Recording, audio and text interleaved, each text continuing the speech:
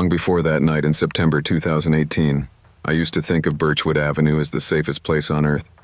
It was the kind of quiet Washington suburb where the mailman waved at your cat, where every porch had a wind chime, and where the loudest sound at night was rain sliding off gutters. I had moved there 3 years earlier, after my divorce. Trying to start over as a freelance web designer, I wasn't rich, but my little bungalow was mine. White siding, creaky floors, a small front garden that smelled like lavender after rain. I didn't have many neighbors. To my left lived the Connollys, an older couple who watched Jeopardy every night.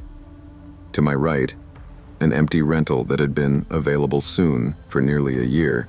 Maybe that's why I loved the solitude. I could go days without speaking to anyone except my clients and my cat, Milo, who seemed perfectly content with the arrangement. That Monday night started like most others. I was hunched over my laptop, coding a client's website while a Pacific storm rattled the windows.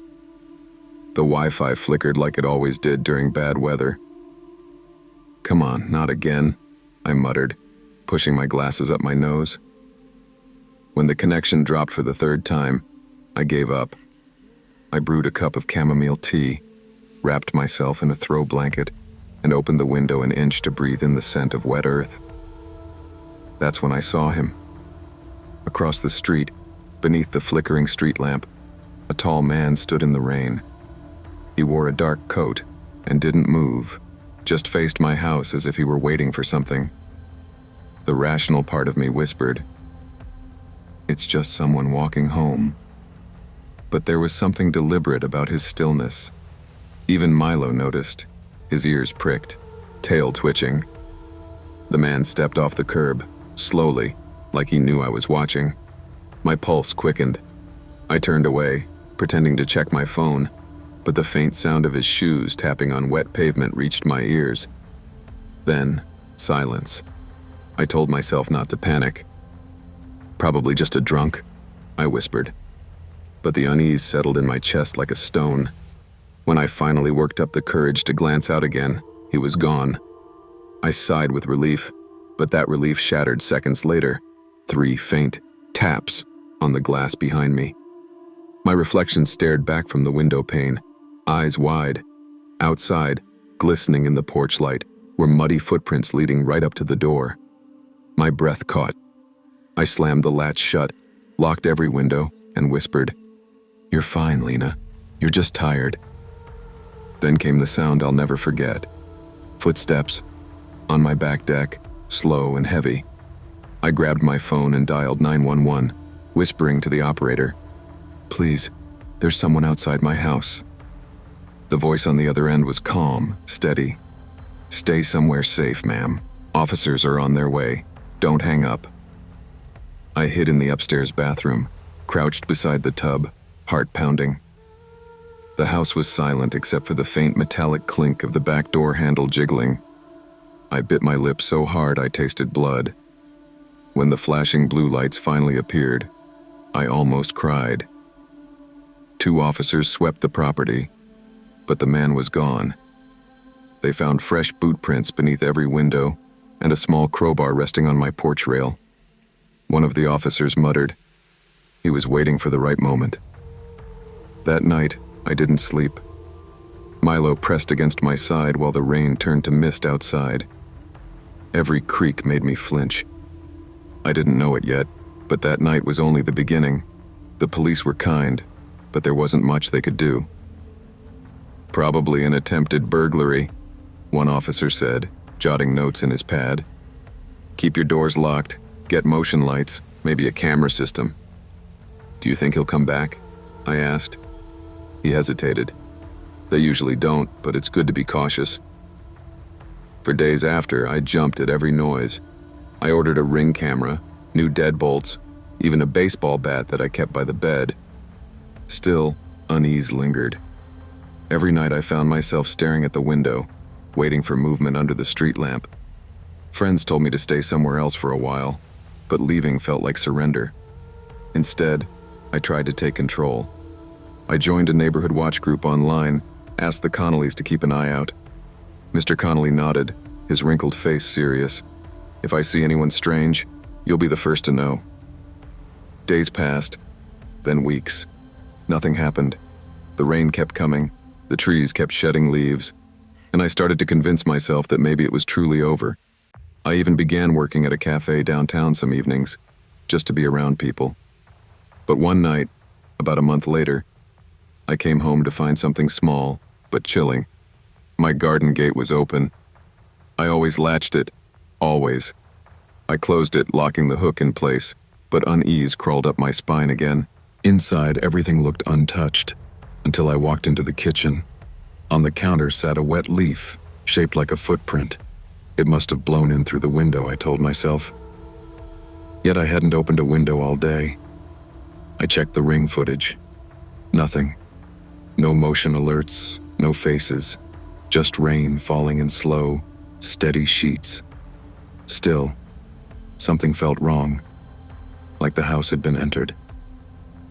That night, I dreamed of the man again, standing under the lamp, unmoving, watching.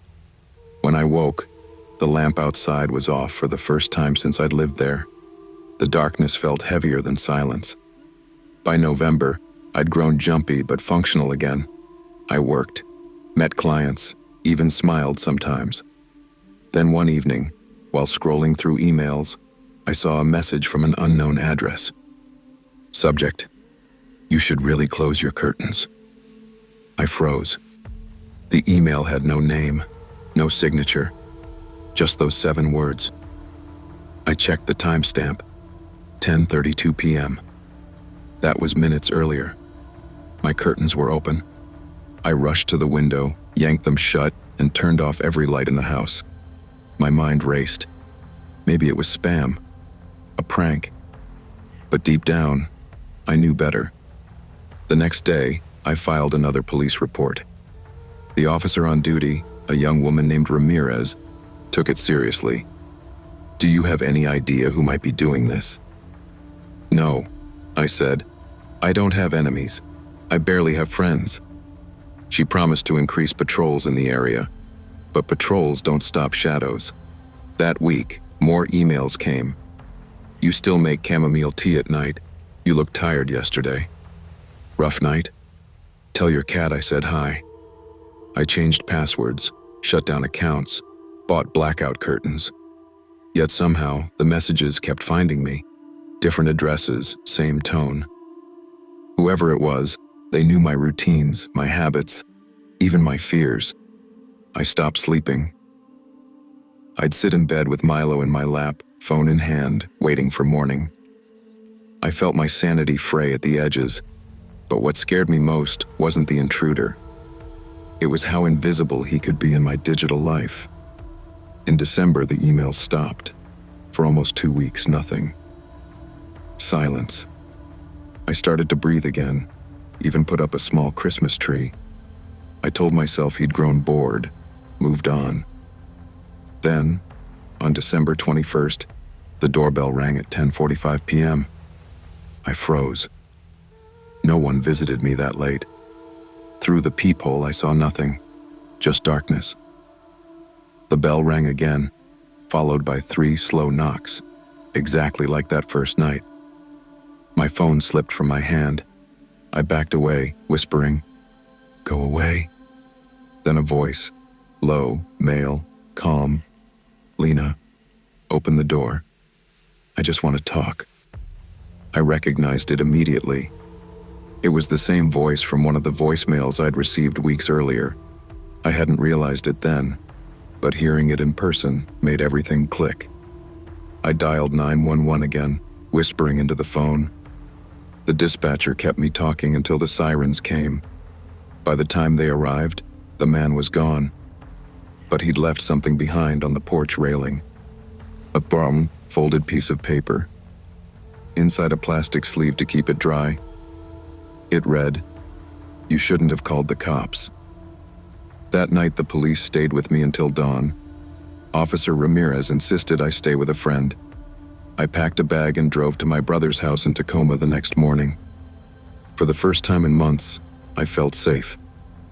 Months passed. I sold the house, moved into an apartment downtown. Surrounded by neighbors and streetlights, I installed new locks, Cameras, alarms, everything. The police never found the man. No fingerprints on the crowbar, no trace from the emails. Whoever he was, he vanished like fog. Life slowly returned to normal, but fear left its fingerprints on everything I did. I checked locks twice. Sometimes 3 times I avoided eye contact with strangers. I even stopped using my real name online. One spring evening, I was walking home from the grocery store when I saw it, a street lamp flickering in the distance, and beneath it, for just a second, a tall figure watching. My breath hitched. I blinked, and he was gone. Maybe it was just another man heading home, or maybe not. Either way, I realized something then. Safety isn't just about locks and alarms. It's about awareness, about trusting your instincts before it's too late. In a world where connection comes with exposure, protecting your privacy means protecting your peace. Never ignore your instincts. Never assume danger only happens to others. And never forget that fear isn't weakness. It's your body's way of keeping you alive. When you buy a new house, they tell you about the joy of new beginnings, the smell of paint, the echo in the empty rooms, the promise of making it yours. Nobody tells you how a house can still belong to its ghosts. It was early October 2021 when we moved into 12 Amberwood Close, a modest 2-story brick home in the suburbs of Leeds. I say we, but that first week it was just me. Sophie had taken the kids to Devon to visit her parents, giving me time to unpack, finish a few plumbing repairs, and get used to the place. At 41, I thought solitude would be a gift. It wasn't. The first few nights were calm. I'd come home from the engineering plant, fix a few things, eat dinner in front of the TV, and sip a little scotch while the rain drummed against the windows. The house was so quiet I could hear the clock tick through the hallway. I remember thinking, this is peace.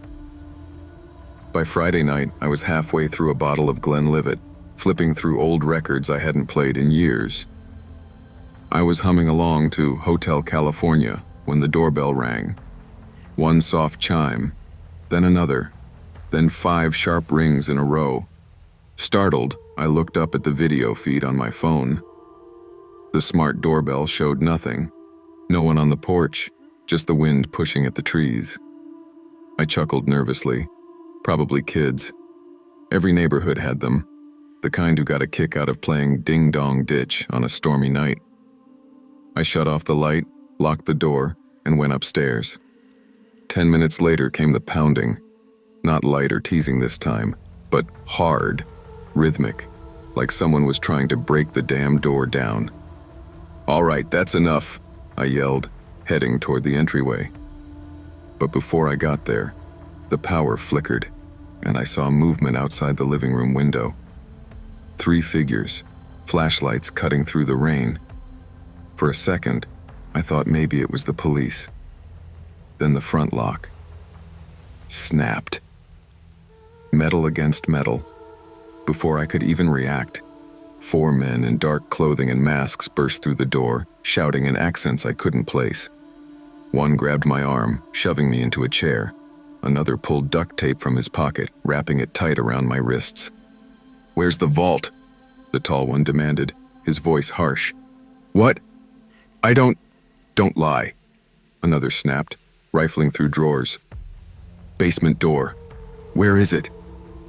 "I just moved in," I stammered. "There's no vault, no basement.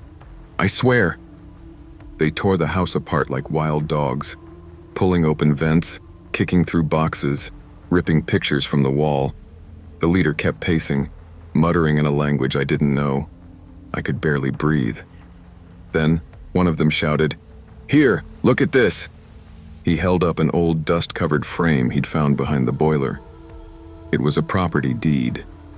Not in my name, but in someone else's. Mr. and Mrs. Carlton. The men froze. For a heartbeat, no one said anything. Then the leader cursed loudly.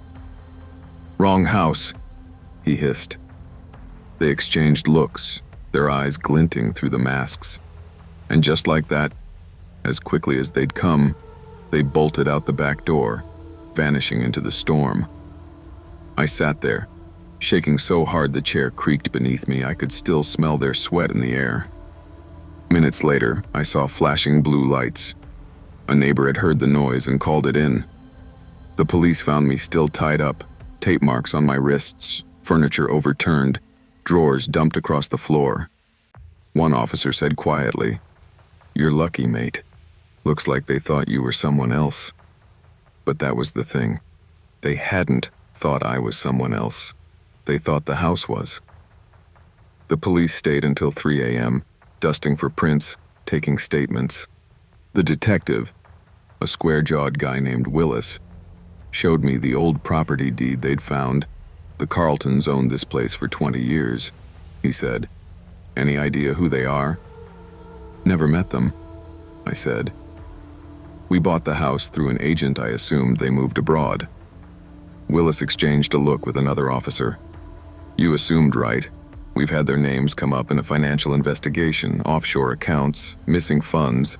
Not your problem anymore, but looks like your house used to be part of their operation."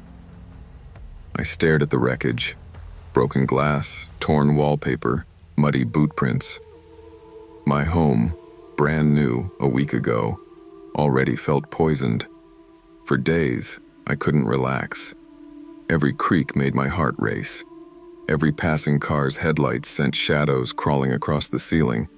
I replaced the locks, bought cameras, even installed a motion sensor that pinged my phone if anyone got too close.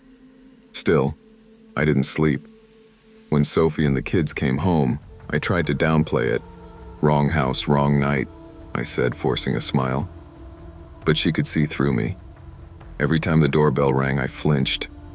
Every time the kids ran up the stairs too fast, I yelled at them to slow down. I'd turned paranoid, and we all felt it.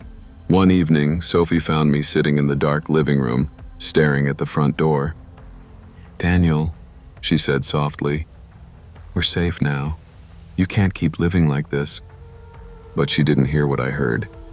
That faint creak outside, like someone testing a step. She didn't see the flicker of light that sometimes crossed the porch camera at night. The police never caught the intruders. The Carltons, the couple who owned the house before us, had disappeared. Their assets frozen, their names whispered in headlines about tax fraud and stolen money. And me? I was just the guy who happened to buy their hiding place.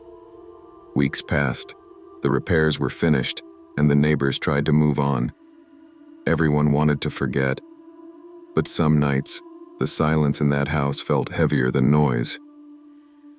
It was a Thursday when the doorbell rang again, 11:45 p.m. I froze, glass halfway to my lips. The sound was soft. Once, then twice. I turned to the video feed. Nothing. Just darkness. My stomach knotted. I stood up slowly, heart pounding, and whispered to myself, "It's the wind. Just the wind." Then it rang again. I didn't move for a full minute. The clock ticked. Rain fell. And then it stopped. No more ringing. Just stillness. The next morning, I checked the camera footage, and there it was. A faint, blurry silhouette standing at the edge of the driveway at 11:46, perfectly still, not moving, not approaching, just watching. When I showed Sophie, she went pale. "Maybe it's one of them," she whispered. I called Detective Willis again. He came by that afternoon, studied the footage, and sighed. Too grainy to tell could be a trick of the light, or a neighbor walking a dog. But I'll put in for an extra patrol. That night, I left the lights on. By November, I'd convinced myself to sell the house. Sophie agreed. She wanted to leave, to start fresh somewhere no one knew our names. Then the letter came. No return address. Just a folded envelope slipped through the mail slot. Inside, a single page. We never found it. Check behind the cellar wall. My hands shook as I read it. Behind the cellar wall? We didn't have a cellar. But something in me couldn't let it go. I grabbed a flashlight, went down to the utility room, and started knocking on the plaster. Near the far corner, the sound changed. Hollow. I pulled at the edge of the drywall until a small panel came loose. Behind it was a narrow, brick-lined space barely 2 feet wide. Inside, wrapped in plastic, was a metal box. My breath caught. I didn't open it. I couldn't. Instead, I called Willis. When he arrived with 2 other officers, they pried it open. Inside were wads of British pounds, several passports, and a small USB drive. Willis whistled softly. "Looks like your intruders were right after all." The money was seized as evidence. The police said I'd done the right thing, but that didn't help me sleep any better. Because now, someone out there knew we'd found what they couldn't. We moved out by Christmas. I never went back to Amberwood Close, but sometimes, in the quiet of night, when I'm lying beside Sophie, I'll hear it in my mind.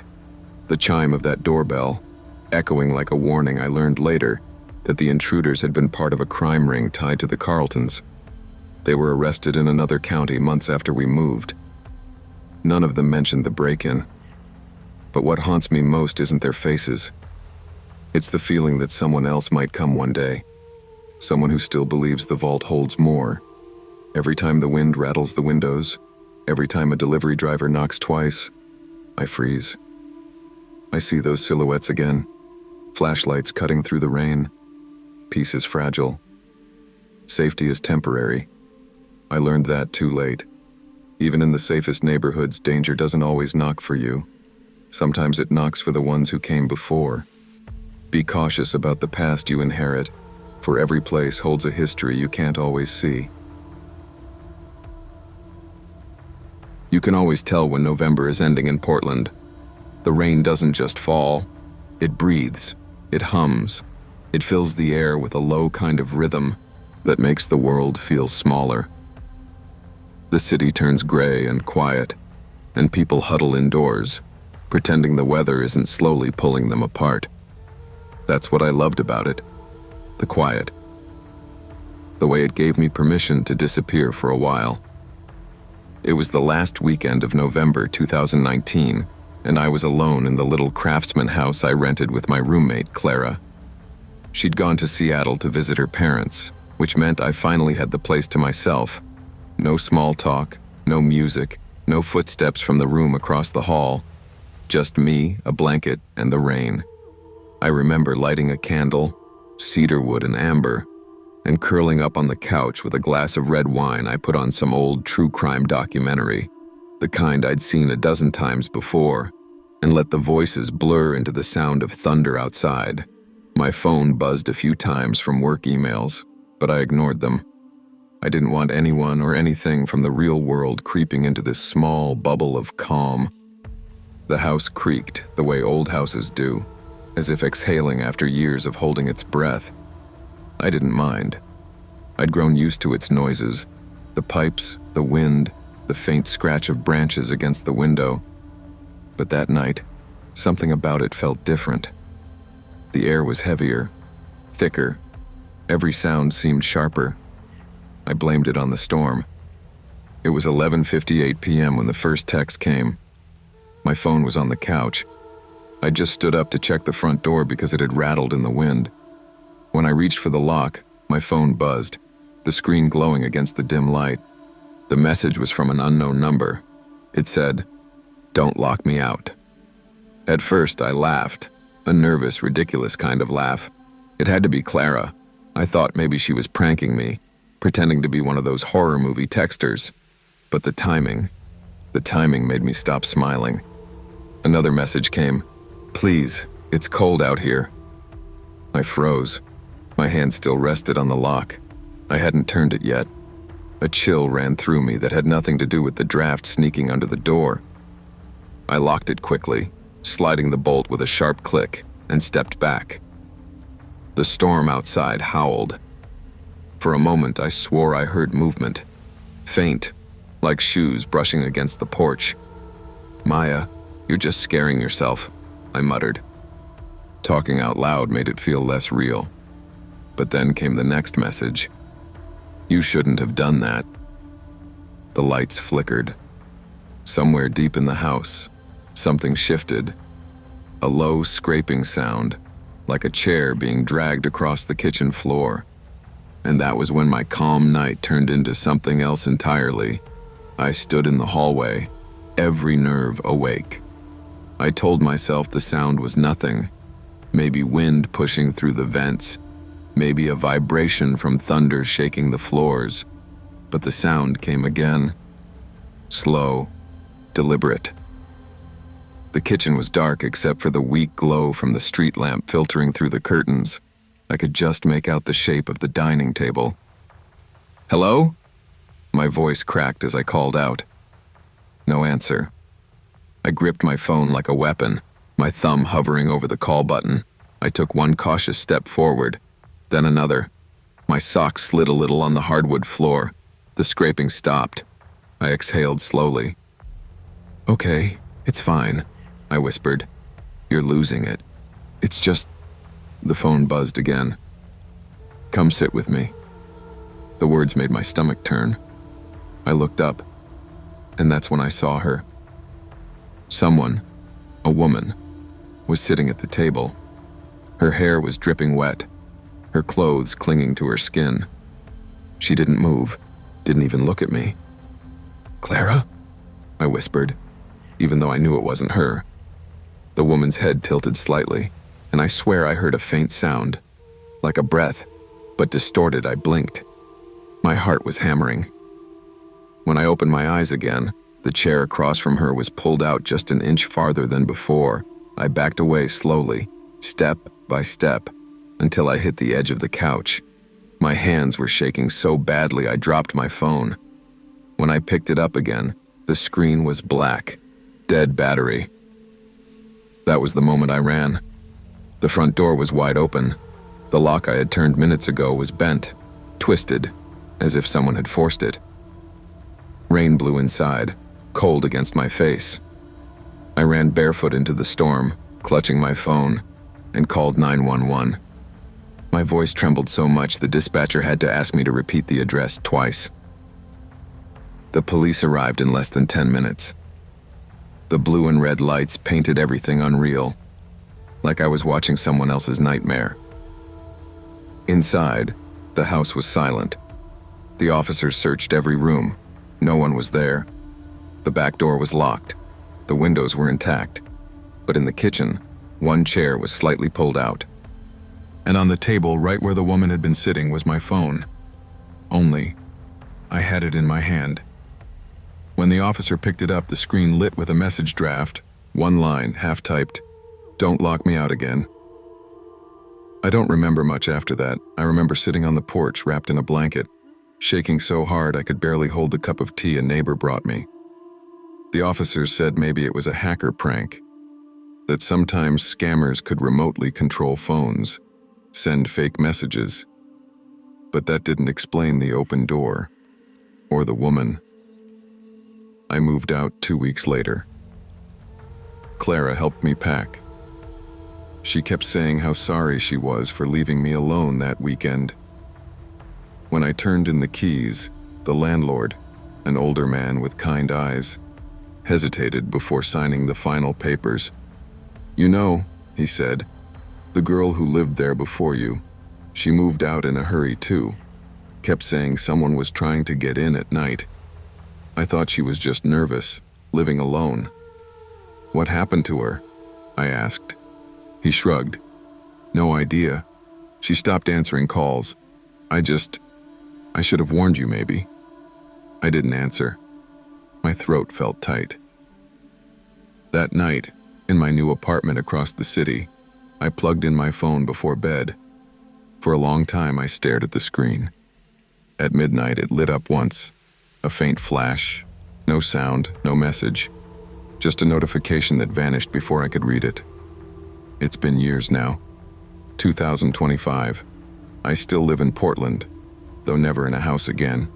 Apartments feel safer. You can hear your neighbors through the walls. You're never fully alone. But every November, when the storms roll in and the rain hums against the windows, I remember that house. The creak of the floorboards, the hum of the candle, the voice I never heard but somehow felt. Sometimes I think about that message. Don't lock me out. I wonder if it was a warning, not a threat.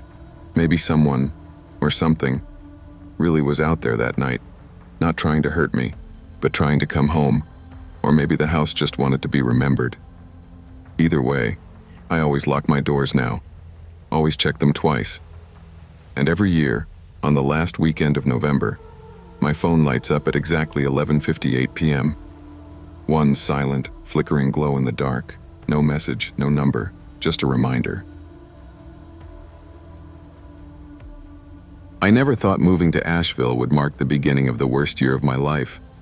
When I signed that lease in early 2022, I imagined peace, quiet evenings after my diner shifts, my own little sanctuary tucked among the pine trees. I was 25, single, and proud that I'd finally managed to afford a place without roommates. The one-bedroom apartment sat at the end of a gravel drive that wound off a country road. The landlord called it cozy. That was a nice way of saying small and a little creepy. I'd come from Raleigh, burned out and desperate for change. My new job at the 24-hour diner seemed like a decent start. The customers were mostly truckers and locals. They tipped okay, and I didn't mind the smell of coffee clinging to my hair. After years of noise and roommates who never cleaned their dishes, that apartment felt like freedom. The first few weeks went fine. The flickering porch light annoyed me, but I never got around to changing it. On March 4th, I worked a double shift that left me dead on my feet. Rain was starting to fall when I pulled into the drive close to midnight. I remember thinking how peaceful the woods sounded, how good it felt to be alone. I changed into sweats, tossed my phone on the couch, and let the TV play infomercials until I drifted off. At 3:17 a.m., the doorbell rang. It startled me so badly I almost fell off the couch. It rang again, longer this time. I grabbed the blanket around my shoulders and stumbled toward the door, my heart thudding. Who rings a doorbell at that hour? Through the peephole, I saw a man on the porch. He wore a dark jacket and held a clipboard, the brim of his cap shadowing his face. He smiled when he saw movement behind the peephole. "Evening, miss," he said, voice calm and low. "Sorry to wake you. Late night drop-off mix-up. Got a package for you. Just need a signature." Something about his tone didn't fit the apology. I hesitated. "What company are you from?" He tilted his head slightly, smile stretching. For a heartbeat, he said nothing. Then softly, "I can hear your TV inside, Emma." The sound of my name from a stranger's mouth froze me. My name wasn't on the mailbox. The lease hadn't even been processed fully. Nobody in town knew me yet. "I'm calling the police," I said, forcing my voice steady. Silence. When I looked again, the porch was empty. I killed the lights, hands shaking, and whispered into my phone to 911. The dispatcher kept me calm while I described him. As I talked, faint crunches of gravel circled the building, slow, deliberate. Then came scratching at the kitchen window, like a coin dragged across glass. I locked myself in the bathroom, clutching the phone until blue and red lights finally washed through the blinds. Officers searched the property but found no one. Muddy footprints led up to the door, and a fake delivery label, printed with my full name, was taped beside the handle. They took a report. I didn't sleep the rest of the night. The cops said it was probably a prank. Maybe someone got my name from a delivery database. Still, Officer Jensen promised to have the landlord install a camera. By Monday, it was mounted above my door, small and blinking red. I told myself that was enough. For a week, I tried to act normal, work, eat, collapse into bed, but every creak of the building made me tense. The woods that once looked peaceful now felt like a wall hiding eyes. I kept the blinds closed, left the TV on for background noise, and jumped every time gravel popped beneath a tire. Exactly 7 nights later, Friday, 3:17 a.m., the alert from the new camera buzzed my phone. Half asleep, I opened the feed. He was there. Same jacket, same cap, no clipboard this time. He just stood on my porch, looking straight into the lens, smiling faintly. The timestamp ticked for nearly 2 minutes before he turned and walked back into the trees. When officers arrived again, he was gone. They dusted for prints and found nothing. Could be someone local messing around, one said. We'll keep an eye out. Messing around, I packed a go bag that night, but exhaustion and denial made me stay. I didn't want to run again so soon after starting over. The following evenings blurred together. Sometimes I'd think I heard a bell, faint and quick. Sometimes the porch light flickered brighter than usual, like someone had brushed against the sensor. My coworkers noticed the circles under my eyes. "You sure you're okay, Em?" my manager asked. I lied and said yes. One morning before work, I found small pebbles lined neatly along the window ledge. Each speckled with mud, I swept them away without thinking, though the pattern looked too deliberate to be random. Mid-March brought colder nights and endless rain. I started crashing on the couch instead of the bedroom. It felt closer to the front door, safer somehow.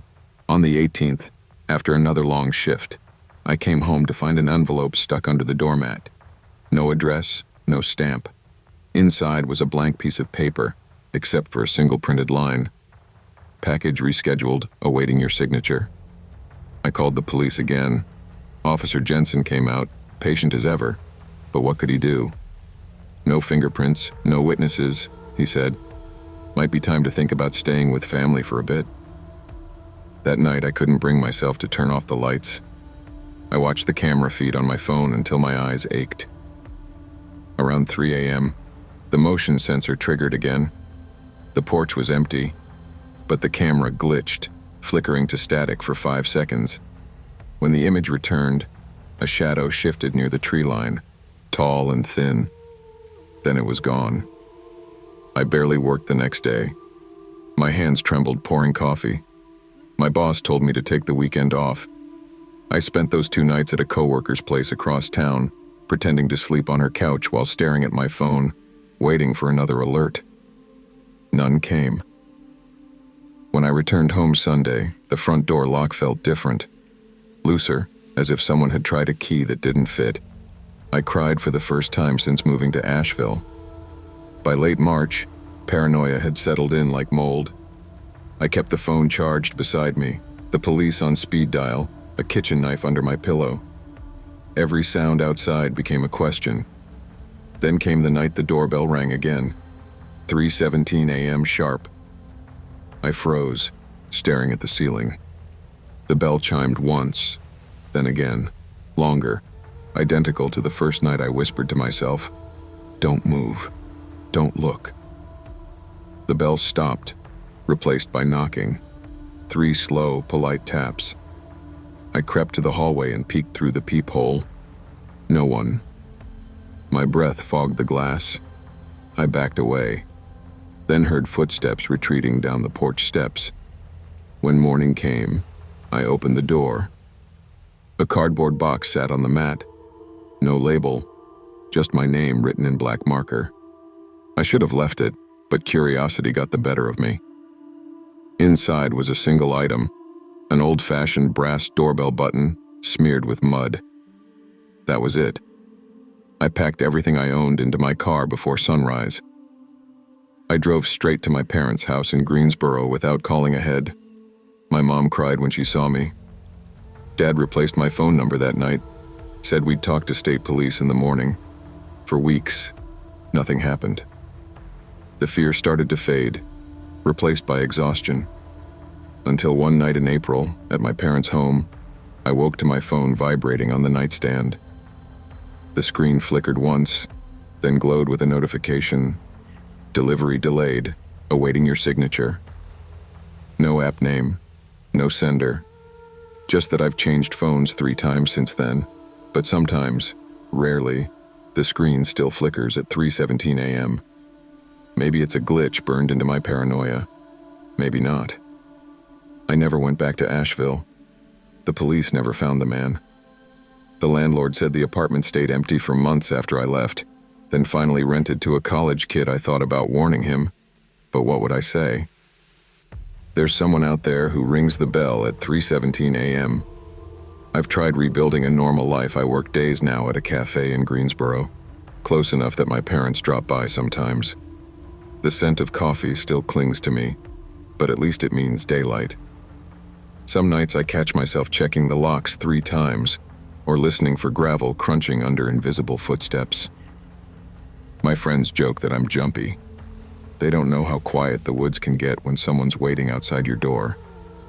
If there's one thing I've learned, it's that danger doesn't always burst through with noise. Sometimes it knocks softly and smiles politely, holding a clipboard. When I remember that face, the half-shadowed grin, I wonder if he ever really wanted to hurt me, or if it was the chase, the control. Either way, he took something I can't get back. The simple belief that home means safety. I'm writing this now because part of me needs it recorded, needs the memory pinned down like evidence. Maybe someone else will read it and listen to that small voice that says, something's not right. Maybe they'll lock the door before curiosity wins. It's 3:16 a.m. as I finish typing. I'm going to turn off my phone before it decides to remind me what time it is. I never thought I'd leave Chicago for the middle of nowhere, but there I was, driving down a winding gravel road that disappeared into dense pines, the tires crunching over loose stones. My little gray-striped cat, Juniper, curled in her carrier at my feet. I was 29, broken-hearted, and desperate for quiet. A summer in my late grandparents' old white farmhouse seemed like the perfect remedy. I needed space, peace, and maybe a little distance from my own thoughts. The farmhouse wasn't fancy. White paint peeling in places, windows streaked from years of autumn rains. But it was mine for the next 3 months. The orchard behind it, with trees heavy with apples, smelled faintly of earth and decay. The air was crisp and a little sharp. A welcome change from the concrete and exhaust of the city. I spent the drive imagining mornings with coffee in the sunroom, evenings painting under soft lamplight, Juniper purring nearby. For the first few weeks, life was idyllic. I painted from sunrise to sunset, sending prints to my online customers, cooking simple meals, and reading on the porch while the cicadas hummed in the distance. The only sounds besides the wind and the cat's meows were the occasional crunch of a tractor tire far off in the valley, or a neighbor's dog barking somewhere behind the woods. The solitude was intoxicating, and for the first time in months, I felt like myself again. Then, one night in late September, things shifted.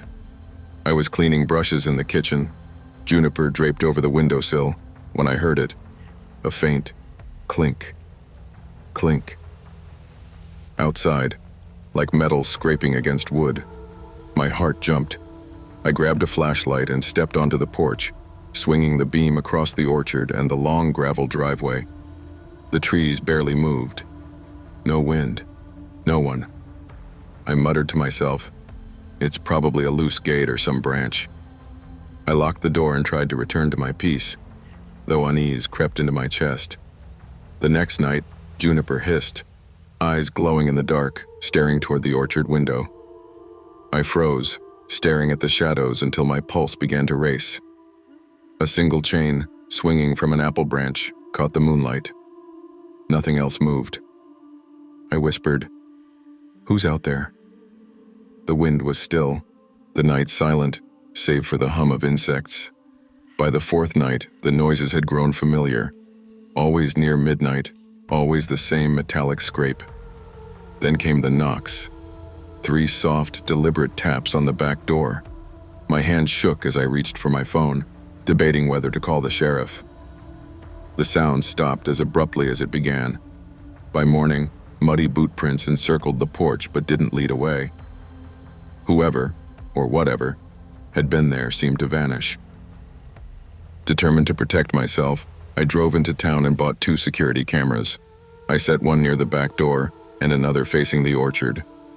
When the noises returned that night, the cameras recorded only static, as if someone had jammed the signal.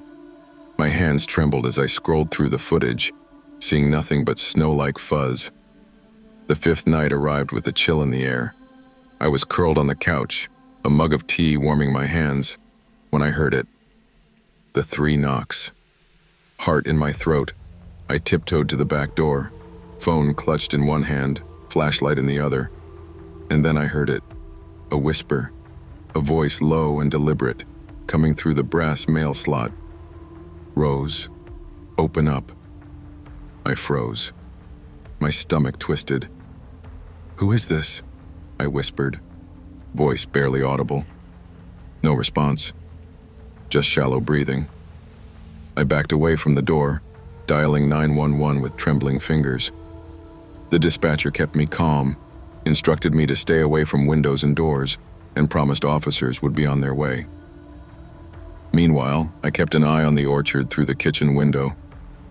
Moonlight glinted off something, a chain, swinging gently in the breeze. By dawn, the officers had searched the property, but found nothing. They chalked it up to pranksters, or possibly a trespasser who had fled. I wasn't convinced. My hands shook as I followed the trail of the chain into the orchard. Under a twisted apple tree, partially covered with dew-soaked grass, I found a small gravestone. Pale, fresh, and unsettling. The earth around it looked recently disturbed. I knelt, brushing away dirt with shaking hands. Carved into the surface were the letters RMC, my initials. I staggered back, heart pounding. The officers later told me there was no record of a grave at that location in county files. My sense of safety shattered. I packed my essentials and spent the next day sleeping in the town's inn, leaving the farmhouse for later. Returning to the farmhouse didn't bring relief. I tried to rationalize everything. Maybe it was someone playing a twisted prank. Maybe the house's old pipes caused metal chains in the orchard to sway in the wind. But the pattern persisted. Each night the chains swayed, the knocking came, and the whisper returned. Sometimes it was barely audible, sometimes louder. Always my name, I never saw anyone. The cameras, too, continued to malfunction precisely at the time the disturbances occurred. It was almost as if the property itself refused to reveal the intruder. I stopped eating on the porch, avoided walking through the orchard, and spent most evenings painting indoors with the blinds closed. I noticed Juniper grew tense too, hissing at corners, following the sound of unseen footsteps. I couldn't sleep. When I tried, I'd awaken to the softest creak of the floorboards, or the low rattle of metal brushing against something in the orchard. One night, desperate to regain control, I set up a makeshift observation post with my laptop, monitoring the cameras for hours. The feed cut out repeatedly. Static, glitches, interruptions. Then came the whisper. It was close now, outside the kitchen window, barely a breath. "Rose, we're watching." I collapsed on the floor, laptop abandoned, my chest heaving. I whispered to myself, I have to leave. By mid-October, the fear had become unbearable. Every sound triggered adrenaline. The whispering, the knocking, the chain swinging. It felt deliberate, personalized. Whoever, or whatever, was doing this knew my habits, my schedule, even my name. I began locking every door and window, but even that didn't help. One evening, I swore I saw a shadow slip between the trees at the orchard's edge. I grabbed a flashlight, stormed outside, but the yard was empty. Only the old apple trees swayed gently, silent witnesses to my panic. Then came the gravestone again. By moonlight, I noticed a second one, smaller, half-buried, etched with my name. My mind spun. Who is doing this? Why me? I wanted answers, but I didn't want to be outside long enough to find them. I called the local sheriff again, but officers found nothing. The land was too remote for cameras to capture everything, and the intruder left no fingerprints, no evidence. My sense of reality fractured. I questioned my sanity. Yet every time I passed the orchard, the chain swayed as if to remind me that it wasn't imagination. I moved out of the farmhouse the following week, leaving half-finished paintings, canvases, and art supplies behind. The old house had offered me solitude and inspiration, but it had also shown me that some unknowns are better left alone. Neighbors later told me that winter storms felled the apple tree nearest the grave, roots curling around the buried chain. No explanation ever came for who carved my initials, who left the gravestones, or why the chain moved when no wind blew. The cameras remained silent on footage, even as the disturbances continued. Years later, I still dream of that orchard. I sometimes catch myself waking at 3 a.m., imagining footsteps crunching on the gravel, whispers just beyond the blinds. I've never returned, and I don't plan to. But the experience taught me something important. Some things in life defy reason, but they demand respect. Curiosity is human, but intuition is survival. When something feels wrong, trust it. And sometimes, leaving is the only way to protect what's left of yourself. When your intuition signals danger, don't ignore it. Curiosity can be valuable, but personal safety must come first. Some mysteries, no matter how tempting, are not worth solving. Leaving is sometimes the bravest choice. I used to love the quiet of our little semi-detached house on Laurel Row. 34 years old, 6-year-old daughter Emily, and a husband Ryan, who worked the night shift across town. Most evenings, it was just the two of us. I'd tuck Emily into bed, settle in with a cup of tea, and let the hum of the radiator lull us both to sleep. That was normal. That was safe, until it wasn't. Emily had been restless lately. She refused to sleep alone, claiming someone whispered to her through the wall. I smiled, brushing off her imagination. Kids conjure up the oddest fears. "He talks to me again, Mummy," she whispered one evening, clutching Mr. Cuddles, her stuffed bear. "Who, love?" I asked, trying to sound reassuring. "The grandpa next door. He whispers through the vent. He says he can see me." I felt my chest tighten, but forced a laugh. Mr. Henley was old, reclusive, harmless, or so I thought. I'd only met him once. He mumbled about rubbish bins and shuffled away, eyes downcast, a lonely figure behind his frosted window. Still, Emily was my child. If she was scared, I had to listen. That night, long after Emily had dozed off curled under her blanket, I heard it, a soft tap, tap, tap, from the wall beside her bed. My heart jumped. Tap, pause, tap, tap. I froze, every nerve alert. It was too rhythmic to be a settling house, too precise for a loose shutter or the wind. I pressed my ear to the plaster. "Hello?" I whispered. Silence. Sleep eluded me. Every creak in the floor sounded deliberate. Every groan of the house felt like a message. I told myself it was nothing, but I didn't feel safe anymore. The next morning, I couldn't ignore it. I unscrewed the air vent in Emily's room, expecting maybe a mouse or a bird had found its way inside. What I found instead made my stomach lurch. A tiny hole drilled straight through the vent metal, perfectly aligned toward the neighbor's flat. My fingers shook as I traced it. Someone had been looking through here. I called Ryan immediately. "Something's not right," I said. "The vent, someone's been looking in Emily's room." "Clara, love, call the police right now," he replied, his voice sharp. Officers arrived within minutes. They were calm, professional, but I could see the gravity in their eyes. One of them unscrewed a loose outlet cover behind Emily's bed and found another hole, perfectly drilled, pointing in the same direction. They used a fiber camera to peer through it. My chest tightened as I imagined someone watching my daughter sleep, recording, noting, waiting. When they had a warrant, they searched Mr. Henley's flat. Beneath his quiet exterior was a dark, meticulous obsession. Electronics, hidden cameras, a live feed pointed directly into Emily's room. Photos of neighborhood children lined his shelves, equipment for recording and observing, all concealed behind ordinary furniture and bland walls. When they handcuffed him, Mr. Henley glanced at me with a faint smile. "You should have kept the light off. It's easier to see in the dark." That smile will haunt me forever.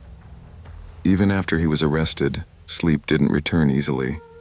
I taped vents, covered outlets, and double-checked locks multiple times a night. Emily started sleeping in her bed again, but only with the hall light spilling through the doorway. The house, once comforting, felt like a trap. Every creak, every whisper of the wind through the vents made me jump. I walked the rooms repeatedly at night, checking the walls, tracing the edges of electrical fittings, scanning every corner for another hole. Ryan tried to comfort me. "It's over, Clara. He's gone. You're safe." I nodded, grateful for his calm, but part of me knew the memory would never fully leave. The thought that a stranger could live so close and watch my daughter, our family, made me hyper-aware. We began slowly restoring normalcy. Lights on at night, motion sensors installed, cameras pointed at the entryways. I kept journals of every strange noise, every sensation that seemed out of place. Control became my weapon against fear. Weeks turned into months. The police handled Mr. Henley's case, the evidence piled up, and he was sentenced to years behind bars. But the emotional weight didn't disappear. I still caught myself glancing at the vents, listening for tapping, even in the daylight. Emily sometimes asked, "Mummy, he's not there anymore, right?" I would nod, forcing a smile, but my eyes drifted to that wall, painted over, patched, silent. How many nights had she been watched without our knowledge? How easily someone could hide behind ordinary walls, blending in with the mundane. Every time the wind rattled the house or a shadow fell strangely across the floor, my stomach twisted. I had learned a hard lesson about trust, safety, and vigilance. The world looked the same, but I could no longer treat it as if I were fully safe inside it.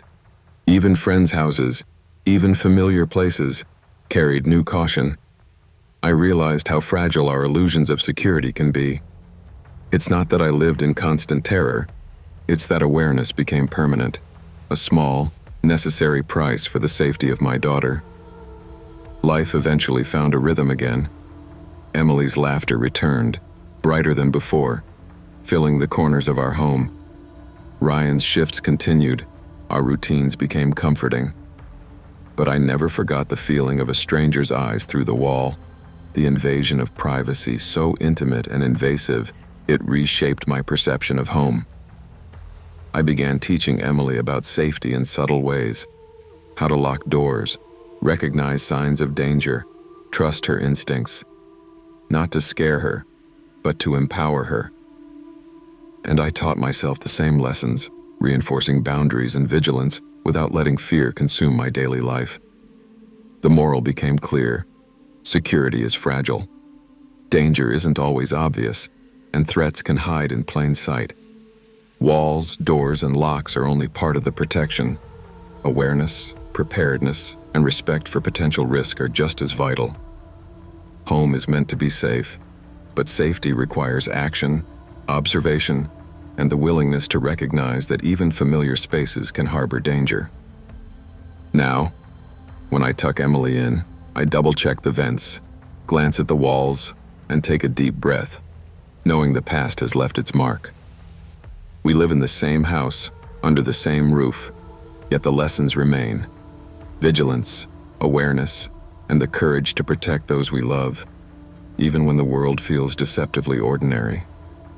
Safety is never guaranteed by walls, doors, or locks alone.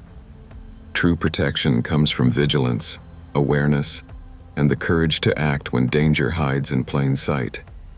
We must respect the fragility of what we consider secure and teach both ourselves and our children to navigate the world with caution and mindfulness. I'd never been alone in our house on Cedar Avenue for this long. My parents, both nurses, had gone downtown for a hospital fundraiser, promising to be home before midnight, and I had the place to myself for the first time in months. 17 years old, alone, and bored stiff. At least that's what I told myself. I made popcorn, curled up on the couch, and cued a romantic comedy, grateful for the rare stillness. The apartment was modest, the kind that smelled faintly of pine cleaner and old carpet, but I loved it because it felt mine, even if just for a few hours. Outside, the street was quiet. The Hanlons lived next door, but for once, they weren't throwing a party. That fact alone made me appreciate the stillness even more. Halfway through my movie, a sharp crash cut through the quiet. My heart skipped a beat. Glass. Somebody broke something. I froze, staring at the wall separating our duplex.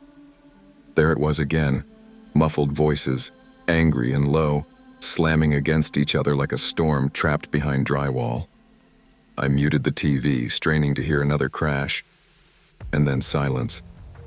I tiptoed to the window, parting the blinds just enough to see the narrow driveway.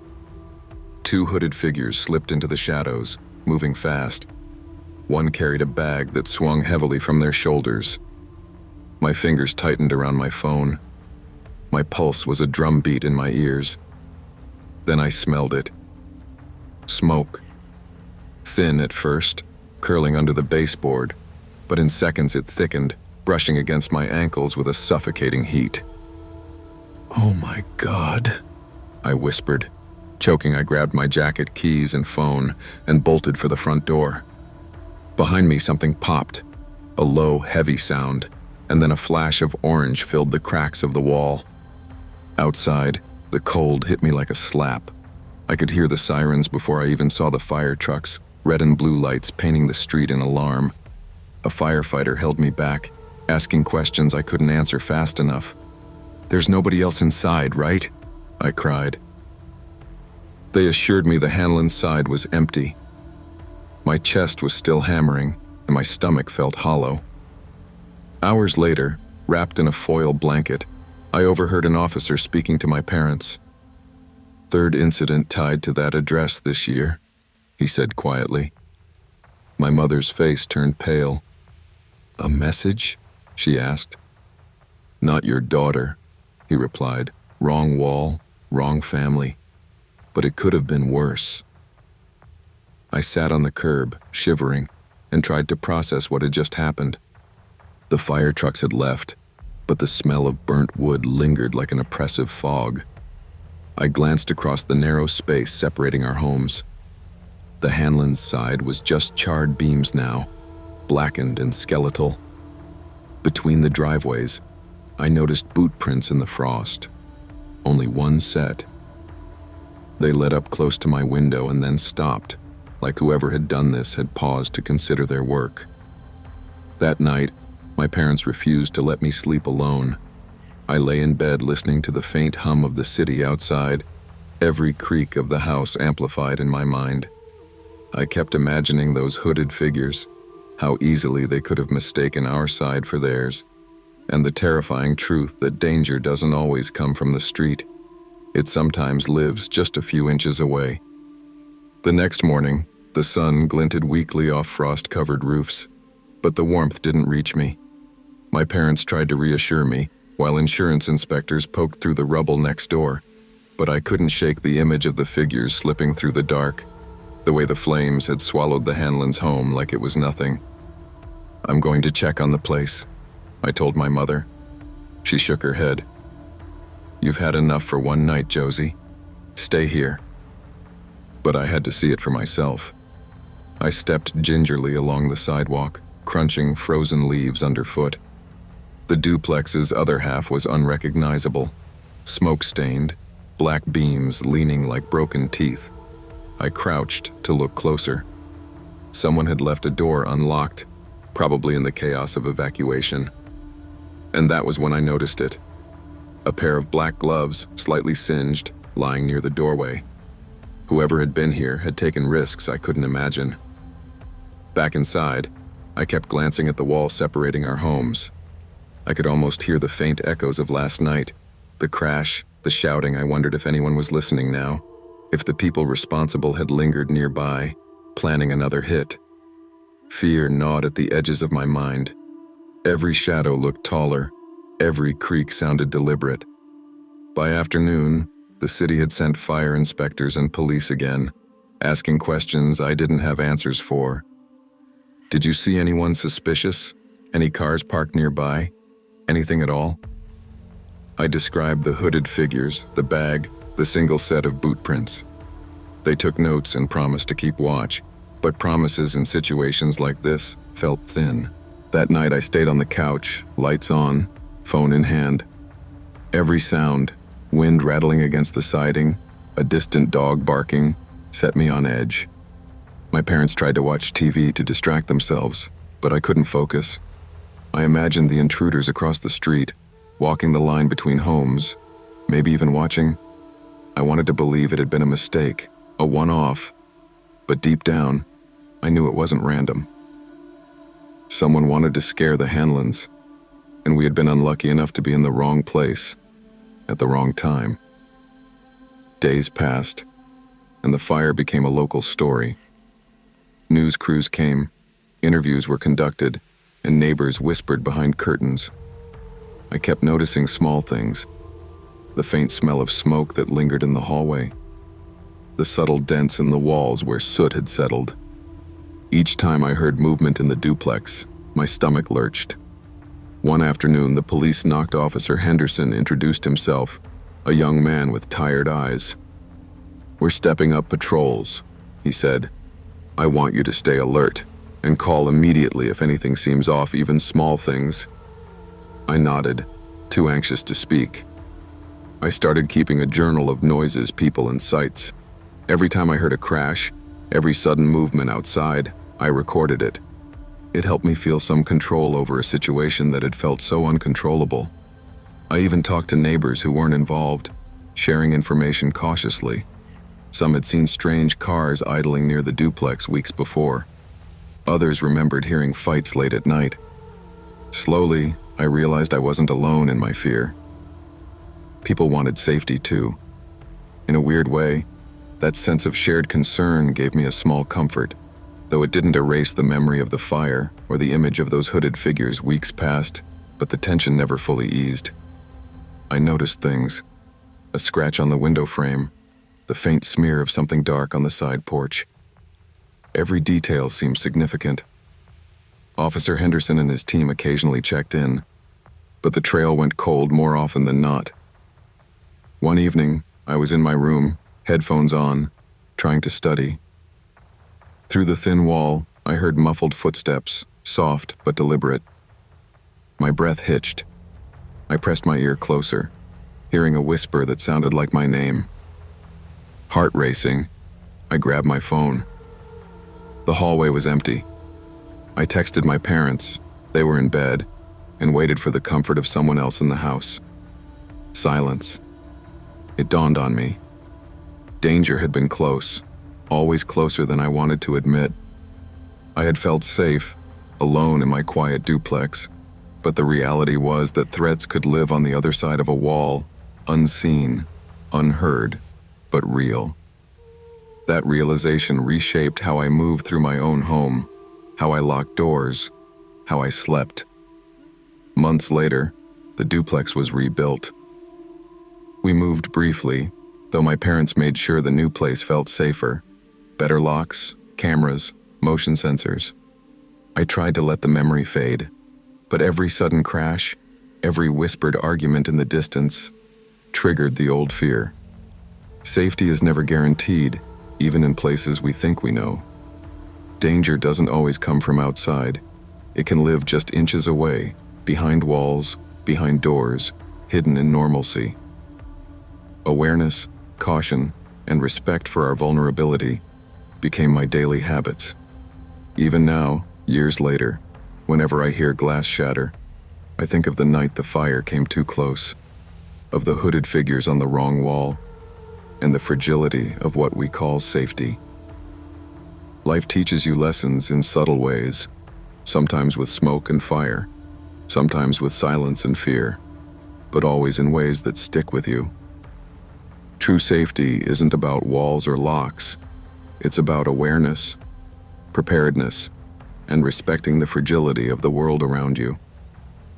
Danger can exist close to home, and vigilance, caution, and presence of mind are essential, even in the most familiar places.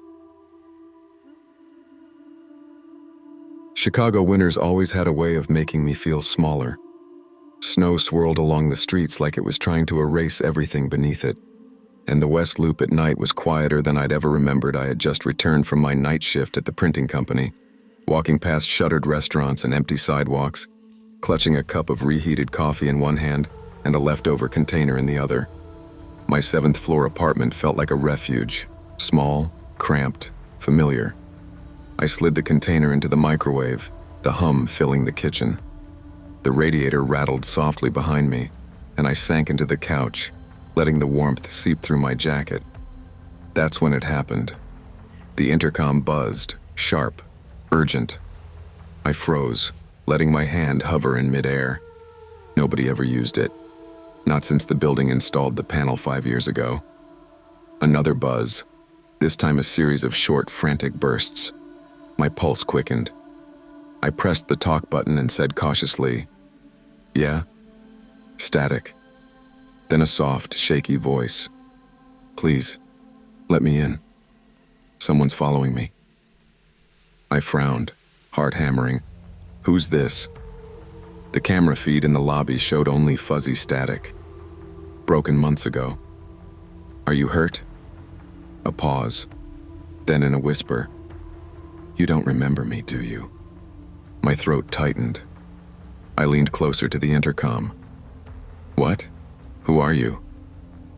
"You used to live in 3B, the voice said, calm now, almost eerily so. 3B, my old apartment. The one I left last spring after the break-in. I remembered coming home to shattered glass, scattered photographs, but nothing stolen. The police had said it wasn't theft. Someone had been watching. I'd moved upstairs to Unit 7B, hoping to forget. "Who is this?" I repeated, louder this time. The intercom clicked. Silence. Then faintly, "You never fixed the window lock." My eyes shot to the living room window. The curtain swayed gently, though the radiator heat was off. The lock, I had checked it earlier, was unlatched. I swallowed hard. "Whoever you are, I'm calling the police," I whispered. Before I could, the buzzer shrieked again, long, piercing. I yanked the cord from the wall and stumbled back, fumbling for my phone. Then, tap, tap, tap. The glass rattled. A muddy handprint appeared, smeared across the inside of the pane. My heart slammed against my ribs as I realized someone had been there, right inside my apartment, watching, waiting. When the officers arrived, the lobby door was locked from the inside. Nobody outside. On the fire escape, partially buried in snow, were footprints leading from the alley. Inside, near my window, were streaks of grease and fragments of wet hair caught in the latch. The detective asked about anyone who had lived in 3B after me. I didn't know anyone. The unit had been vacant. But checking the records revealed one chilling fact. A missing person report from April. A 22-year-old girl, last seen leaving Unit 3B after the police left. I couldn't sleep. Every sound in the apartment became amplified. The radiator's gentle groan, the hum of the refrigerator, the distant traffic below. Every shadow seemed to hold movement. I kept glancing at the window, imagining someone standing there, staring in. I called my sister, trying to keep my voice steady. "You won't believe what just happened," I began. I told her about the intercom, the voice, the handprint. She gasped and told me to stay somewhere else. But the thought of leaving my apartment, my routines, my life, felt impossible. The next morning, I visited the building office. I asked about the intercom system, any maintenance records, and whether anyone new had access to 3B. The manager shrugged. "No one since you left," she said. "The unit's been empty aside from inspections. Strange stuff happens in old buildings." Strange didn't cut it. I wanted answers. I began retracing my steps, memories of the break-in flooding back, the shattered window, the scattered photographs. Nothing had been stolen, but someone had clearly been inside. Observing, I felt a cold realization settle over me. Whoever had broken in before could still know my habits, my routines, perhaps even my new apartment. Later that day, I returned to 3B. The door was empty, silent, unremarkable. But I noticed scratches on the windowsill, faint enough that I hadn't seen them last spring. I pressed my fingers to the grooves. They were fresh, or at least recent. Someone had been here. The thought twisted my stomach. Detectives returned the next afternoon. "We found her," one said quietly, showing me a photo from the police database. A young woman, scared eyes, hair damp and tangled. I realized with a jolt, this must have been the voice on the intercom. She had been living, trapped somehow, in the shadow of my old apartment. I had nightmares that night. Every intercom buzz, every cough from the radiator felt like her whisper. I imagined the girl crouched behind walls, hiding, reaching out for help. I pictured the person who had trapped her, watching, waiting for the perfect moment to act. I started documenting everything: noises, irregularities, strangers in the lobby, unmarked cars on the street. It became an obsession. My routine, once simple and quiet, turned into surveillance. Every day I wondered what had been happening in 3B, and whether I had unknowingly stepped into danger just by moving back into my old building. Weeks went by. The girl was recovered, but the man responsible remained at large. Police had traced some digital footprints, online forums, Craigslist messages, patterns of vacancy, but he was elusive. I found myself constantly on edge, checking locks, peering down the fire escape, listening to the faint hum of old wiring. I even installed cameras outside my apartment. Each night, I would sit in the dark, watching the monitors, imagining shapes moving through snow, wondering if someone was returning. My friends teased me at first, but they didn't understand the unease that comes from feeling like someone has been inside your life, unnoticed, while you slept, cooked, and lived. I began speaking to the neighbors more, quietly asking questions, looking for patterns, any information that could help police. Some had seen people loitering near the building in the weeks before the girl's disappearance. Others had noticed odd deliveries to empty units. Everyone agreed something was wrong, but no one could pinpoint what. Months passed. The girl recovered physically, though I knew scars lingered in ways we don't always see. The police kept watch, patrolling the building, and my life returned somewhat to normal. But the quiet, that comforting silence of my apartment, never felt the same. I learned to lock every window, check the fire escape nightly, and question even the smallest irregularities. I learned that the world could harbor danger even in familiar places, that safety is never guaranteed by walls or locks alone. Awareness, vigilance, and immediate action were as essential as anything else. Even now, years later, I pause at the intercom, glance at a shadow, and remember the night a voice called out from the past.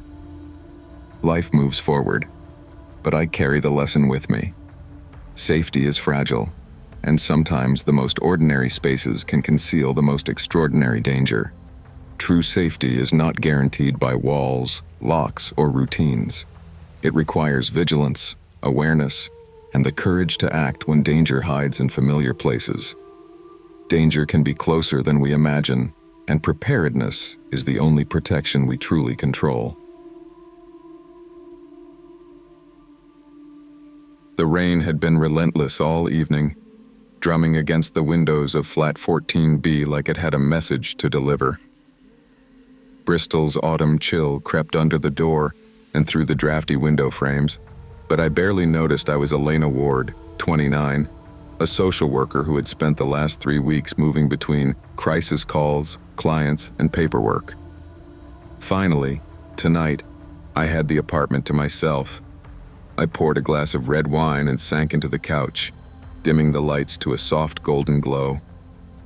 Crime documentaries had become a guilty comfort for me, half for the story, half to remind myself that other people had worse nights than mine. My laptop hummed softly as I replied to a few emails, fingers flying across the keyboard. The building was old.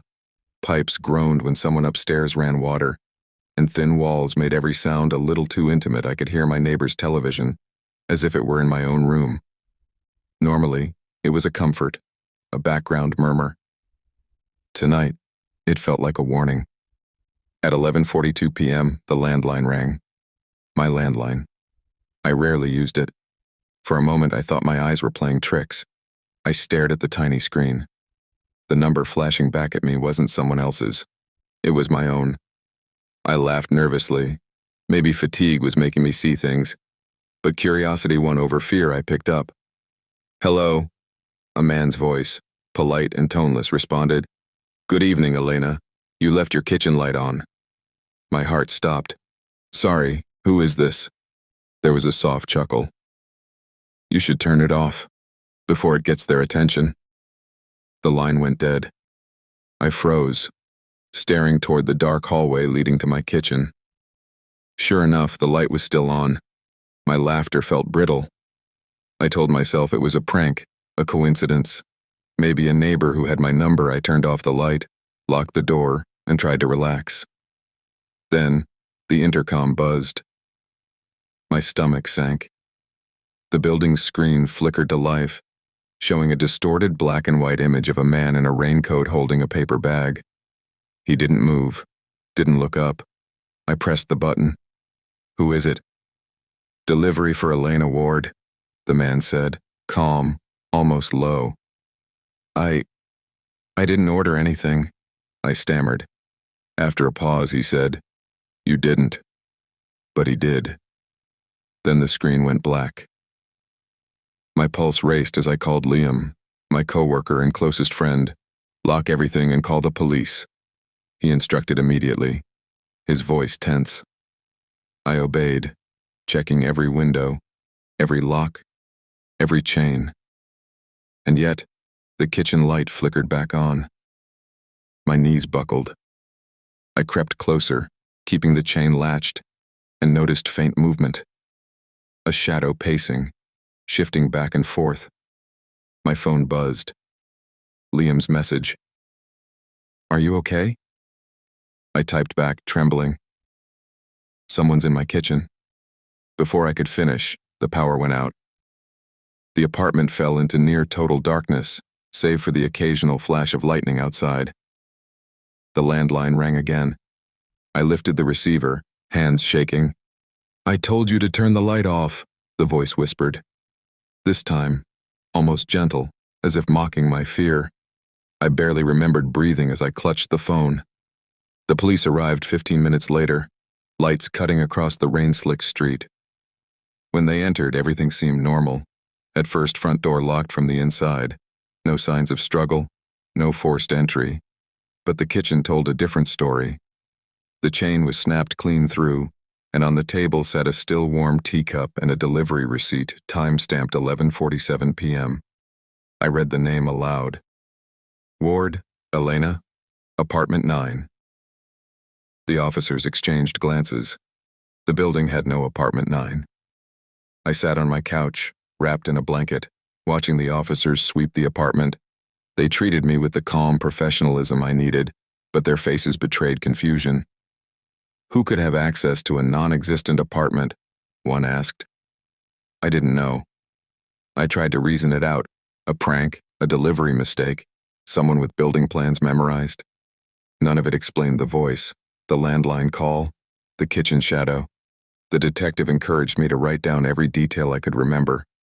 I described the distorted man on the intercom, the precise timing, the whispering voice, the paper bag, and the fact that the kitchen light had turned on and off seemingly on its own. I realized then that apartment 9 wasn't just non-existent on paper. It didn't appear anywhere in the building's blueprints either. And yet, something had been there. That night, I barely slept. Every creak in the building felt amplified, every distant drip of water a warning. I kept checking the hallway, the front door, the kitchen chain, the idea that someone, or something, could exist in a space that didn't exist, haunted me. Over the next week, I became a ghost in my own home. I started documenting everything. Timestamps for noises, shadows, misplaced objects. I began speaking to neighbors quietly, asking if anyone had seen strange deliveries, people in the hall, unusual activity. Most shrugged, distracted by their own lives. A few looked uncomfortable. One elderly woman whispered about the old service corridor that had been sealed years ago, forgotten by management. She said rumors floated that someone occasionally moved there, but no one could confirm. I decided to investigate, cautiously. I discovered a narrow service hallway behind a panel in the basement, barely wide enough for a single person. It had old pipes, electrical conduits, and faded numbers scribbled on the wall, including Apartment 9. The number was scratched and worn, almost deliberately obscured. A chill ran down my spine. Apartment 9 had existed once. Someone, or something, had reclaimed it in ways no one accounted for. Months passed. Management sealed the service corridor permanently, police investigated my report, and no one claimed responsibility for the calls or the delivery. I tried to resume normal life, but my perception of safety had shifted. I became meticulous, checking locks, avoiding leaving lights on unnecessarily, questioning the ordinary. I installed extra security cameras and alerted neighbors to irregularities. The building was the same, yet different. I had seen that a place could exist quietly, hidden from official maps, and someone could use it to unsettle the ordinary.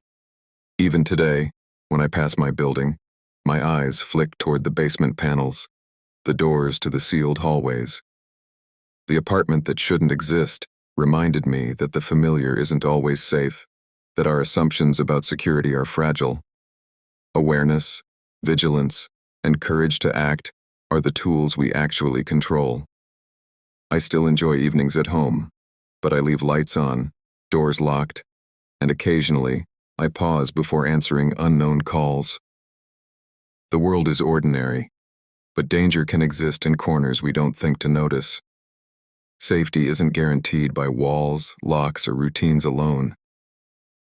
True protection comes from vigilance, awareness, and the courage to act when the world hides secrets in familiar places.